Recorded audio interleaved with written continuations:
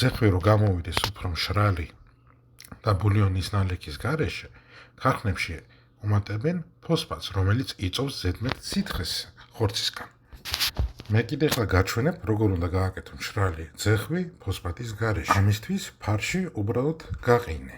შემდეგ დაადნე და ნახავ, რამდენი ზედმეტი სითხე გამოვა. ეს არ არის სისხლი, ეს არის ცილები, ალბუმინი და მიოგლობინი.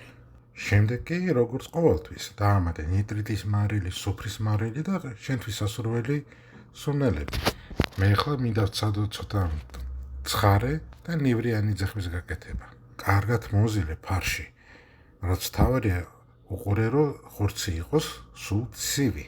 შემდეგ ერთი დღით ან ღამით შეინახე მათ სივარში. შემდეგ ფარში მოვათავსოთ გარსში და დავიწყოთ სამეტაპიანი გამომცხობა. პირველი ეტაპი გამოშრობა.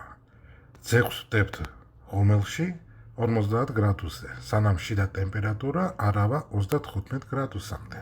დაახლოებით 30 წუთი.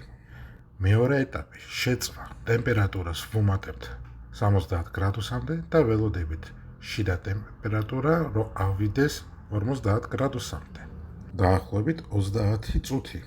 და ბოლო ეტაპი მოხარშვა.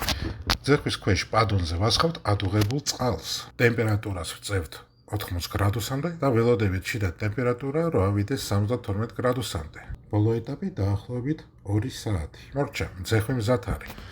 დრო არის დამოკიდებული თქვენი ძეხვის სისქელეზე. მე ვაკეთებ 4 სანტიმეტრიან ძეხვებს.